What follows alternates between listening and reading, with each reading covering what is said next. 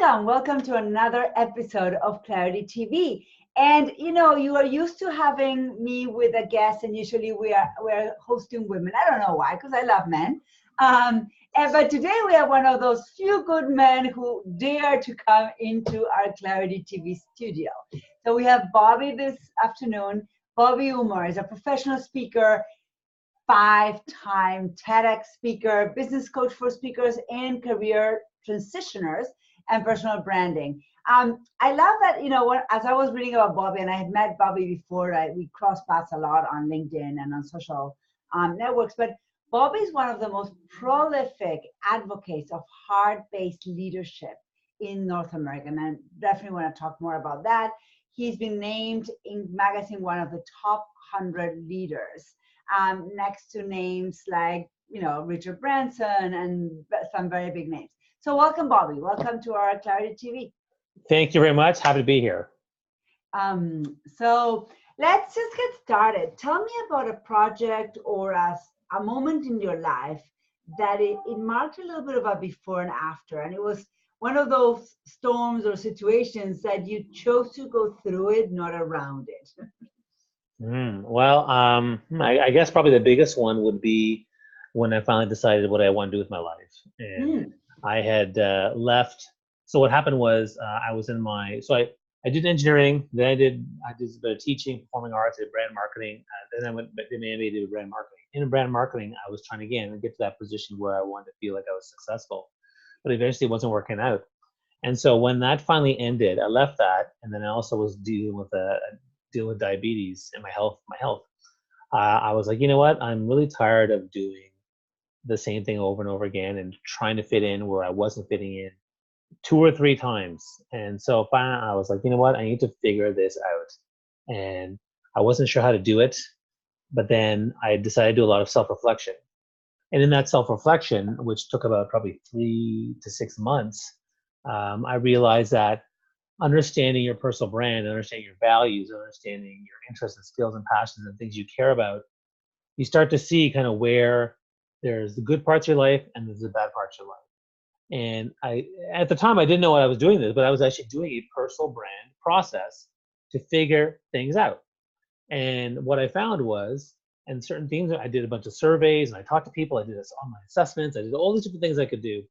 And what I found out through this process was Bobby loves people. Bobby hates hierarchy and authority and process and power struggles.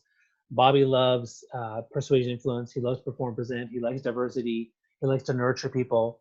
And so from that, I was like, well, based on this and based on what people have been telling me, I think there's probably a dozen paths I could take, but the one that screamed at me was personal branding. And even though I knew nothing about, how do I start a business? I knew nothing about professional speaking as a trade.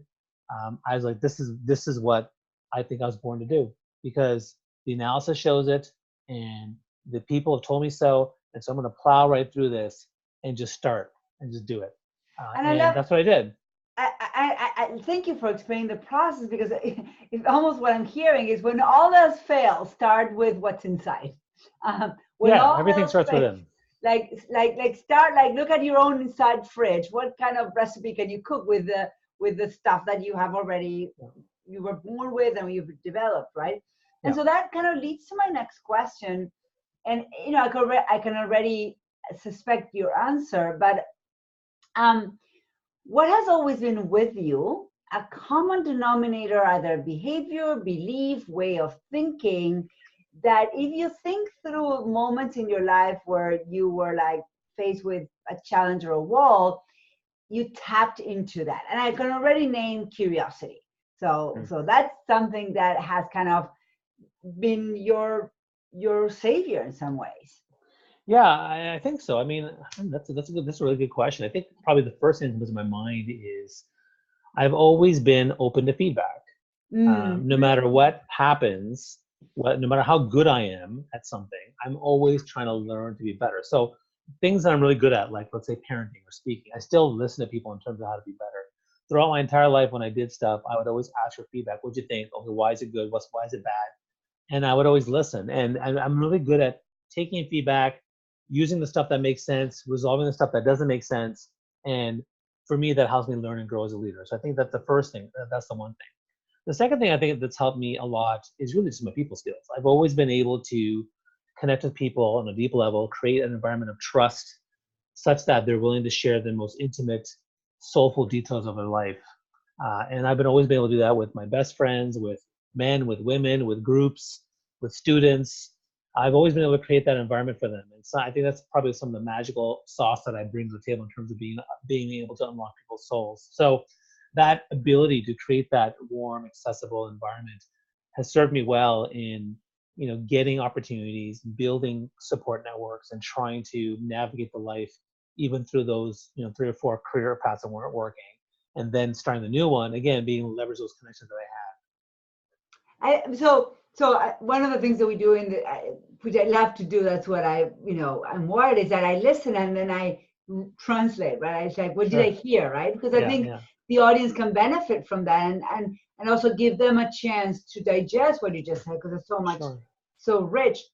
And what I heard is that your capacity of personal exploration and not being afraid to ask yourself hard questions, paired with the capacity to listen to others and to receive it, because we can all hear, but can we actually listen? And so what I'm hearing is the capacity to kind of co-create who you are with what you have inside and what the market experiences of you. Because one of the things that I think a lot of people are challenged by is that they go into the self-exploration and they go deep and they really connect with who they are, and they come out and say, that's okay, from now on, this is who I'm going to be, and this is what I want to do. And then they go into their world, whether it's their family or their work environment, and they get a lot of pushback, and they get a lot of non-well received, because in some ways, who we are is a combination of what we create from what we are and the feedback that we receive from the outside. And you beautifully merge both. So thank you. So let's talk about your work. I know I've seen something called DYPB. What's DYPB? So DYPB is Discover Your Personal Brand. And so, having been a speaker now for 14 years and traveled around the world, personal branding became one of my main topics. And one year, I was working with a bunch of young people, and they said, "Hey, why don't we put together an event around personal branding?" I said, "Sure. I don't like to run events, but let's just do it." And we ran this event, and it was just on personal branding, and it was amazing because 120 people showed up. And I'm like, "Wow, this is like big deal." Live event. Yeah, it was a live event, but I couldn't get over how many people had showed up. I was like, because it was a hot Monday night with no air conditioning in August, and I was like, "Wow, who are these people?" And then we turned it into a conference, which ran for 4 years with 300 people every year, which was amazing. And then we decided to turn it into a startup. So the last year, I've been running DYPB as a startup. So it's a kind of a side hustle. It's a side hustle to my other business as a speaker. But basically, we have a team of people that are working towards leveraging personal branding as a means to create for individuals and organizations 3 main things. Personal branding, as I see it, and as kind of my white paper that I'm working on sees it. Personal branding gives you 3 things. Number 1, it gives you focus. Focus in terms of creating more clarity, purpose, direction in what you're trying to do in your life. Number 2, it gives you more alignment. So it basically aligns your values. It gives you more meaning and passion. It gives you more values activation. It gives you more purpose around what makes you happy and fulfilled. That's number 2. And then number 3, if you have more focus and you have more alignment, you're going to have more impact. So better success, achievements, results, ultimately a great story and a powerful legacy. And so personal branding is something that we as a startup are trying to use to help people in every way possible. So we manifest that personal branding through consulting, coaching, events, training, online tools, resources, anything we can do to use personal branding to help people and the individuals and organizations. That's what we're doing. And so that's what DYPB is all about. And I'm very excited about what we've done and what we're going to do. I love it. I love it. And so let's talk about TEDx. Sure. You and I share that experience. I think I shared as an organizer. You shared as a serial speaker. Sure. Serial TEDxer. Sure. What's your secret? Well, in the beginning, the beginning of it was actually building a strong thought leadership personal brand. If you build a strong thought leadership brand for yourself, you know, people know who you are and they know what you're all about, people will reach out to you and say, hey, please come do this. Because I've heard you speak about personal branding or entrepreneurship or public speaking or whatever it might be, or heart leadership. And so the first 4 times I was asked to come do it. And that all happened within like a 2-year period. For the longest time, I did the first 4. And so having that strong brand really helped, building strong relationships, because they'll say, Bobby, we love you. We love what you talk about. We love your content. Come talk about something. I say, sure, I did it. And then the 5th one happened because I wasn't looking for any more at that point. I mean, 4-time TEDx speaker was pretty good, as I thought. But then I saw one just last year that said, oh, we're doing one called the Power of Connection, which is my hashtag that I use. You're home, yeah. Yeah, and I've always had some ideas in my head that I had 2 talks in particular that I really wanted to do, and one was actually about hugs. And I was like, you know what, let me just pitch this. So I took my phone and I just quickly recorded like a 4-minute video. And next thing you know, they wanted me, and I did that one. So that was my 5th one. So part of it is having a strong brand. The other part is knowing how to pitch for the right theme and the right topic, because people often do the wrong topic or the wrong theme. They don't know how to pitch to the applicant, to the people who are running it. Yeah, and I'll add one more here, because I think I have a perspective as an organizer and curator that we would get like 300 applications for 15 slots. Yeah. And trust me, if the answer to the question, tell me about your idea, is more than 1.5, maybe 2 sentences long, it's too long and you don't have clarity. So keep in mind that the organizers are all volunteers, they're not getting paid. Yeah. And if it takes hours to read your application, they're just not gonna read it. So what are some myths that people have about public speaking? Well, some myths. The biggest myth probably is that introverts can't be great public speakers. Yeah. I think that's probably the biggest one. You know, when you look at some of the best speakers in the world, and some of them are introverts. So, for example, Steve Jobs was an introvert. Bill Gates, Mark Zuckerberg, Susan Cain, who talked about introverted speaking. These are all really fantastic speakers. And the reason why introverted speaking can be powerful is because your energy doesn't come from your booming voice. Energy comes from pacing, silence, your smile, your stance, the slides and visuals around you, how you look, how you dress. There is power in all these things. And so you can find your own energy that makes you a really powerful speaker. So to me, I think that's one big myth that people have about speaking. The second thing is to say that, oh, well, I'm not really a speaker, which again, that's a big myth too, because everybody speaks. I mean, the truth is, everywhere you go, we're both speaking. Yeah. Everywhere you go, at the store, at work, at school, with your friends, you are talking to people. At dinner, you're talking to people. And so you are a speaker. And so, you know, it's inherent upon us that since speaking is everywhere we go, and everywhere we go, we're trying to convince people about something, about our ideas or that movie or this food to order or whatever it might be. It's inherent upon you to become a better speaker. So you might as well invest time and energy into becoming a better speaker. I love it. And let me ask you one very detailed question. What is one common mistake that people do when they start speaking, or when within their talk? What is a mistake that you always are looking for when you start working with a client? Well, I think the first thing I look at is, are they listening to the audience? Are they catering to the audience? Everything about the audience matters most, right? So if I'm talking to a room full of introverts, am I going to come out, yeah, bam, bam, bam, bam, and super loud with my boisterous energy? No, I'm going to start off low energy, right?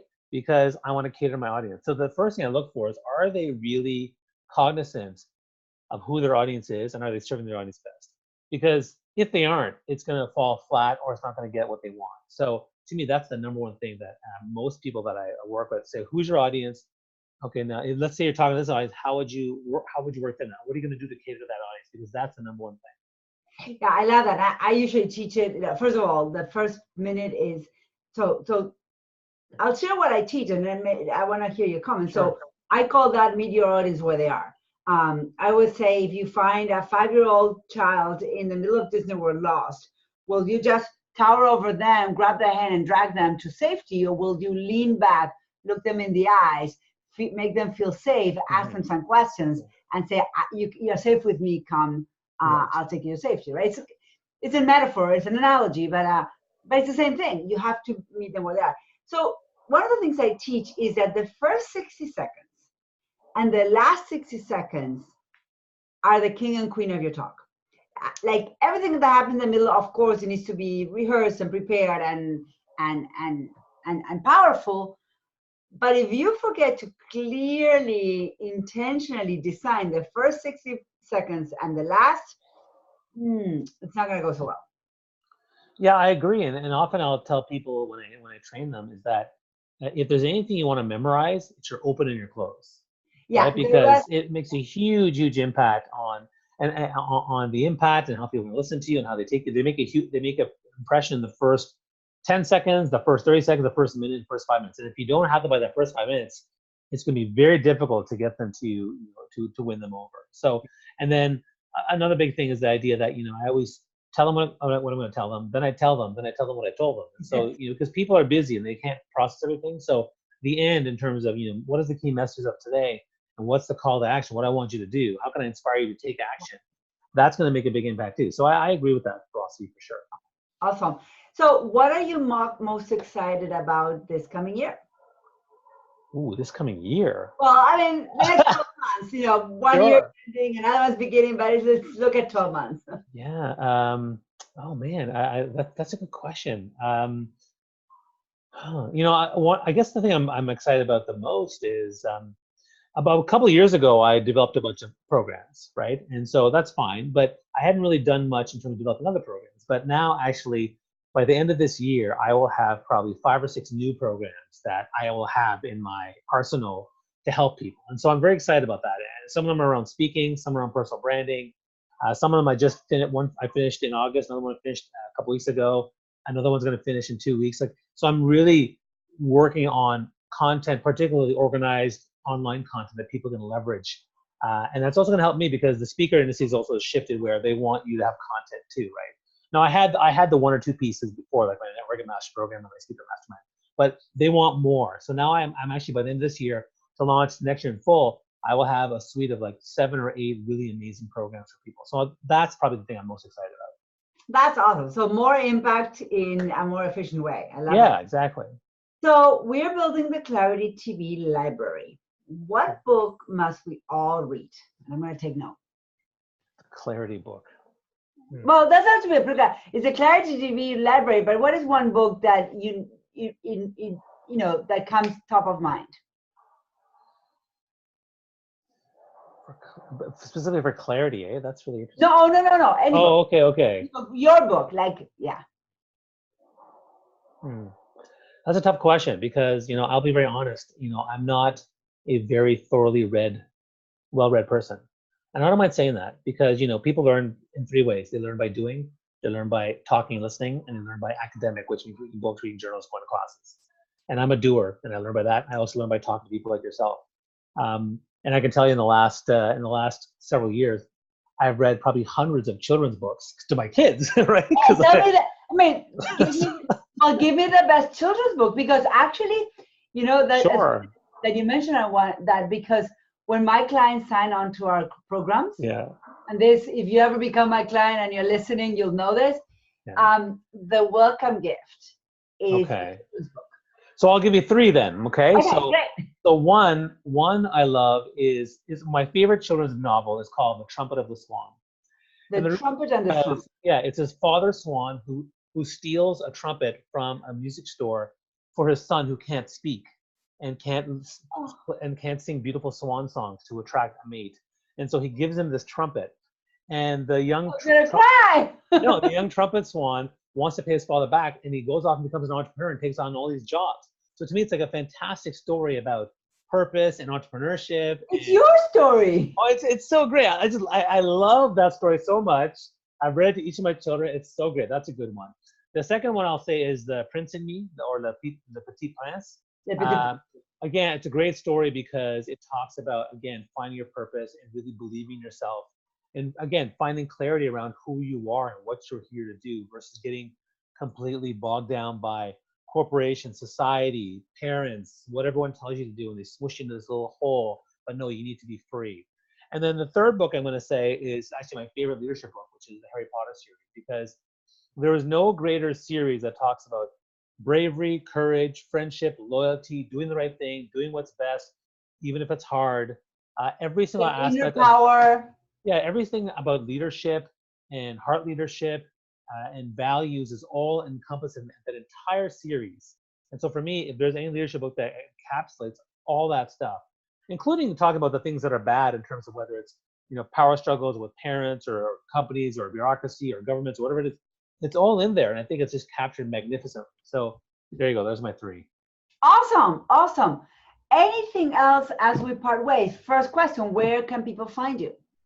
So I can be found pretty much everywhere on the internet if you just Google me. But I mean, for the most part, rayallen.com is my website. On LinkedIn, Instagram, Twitter, my handle is Rayhan Bobby. And otherwise, if you just Google me, Bobby Umar, you'll see me and all my stuff and all my content that I've done. Bobby Umar. We'll Google you. Yeah. Any parting words?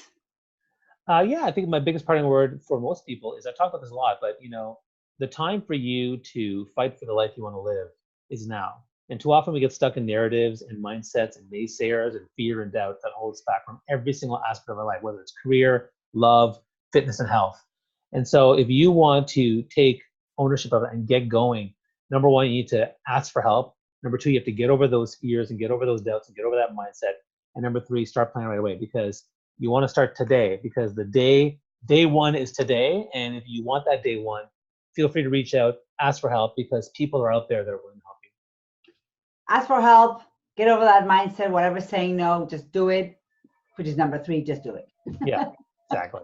Thank you, Bobby, for spending time with us today. And for my pleasure. If you are listening, Clarity TV, you can check out more episodes at mastersinclarity.com, Clarity TV. Thank you. Thank you very much.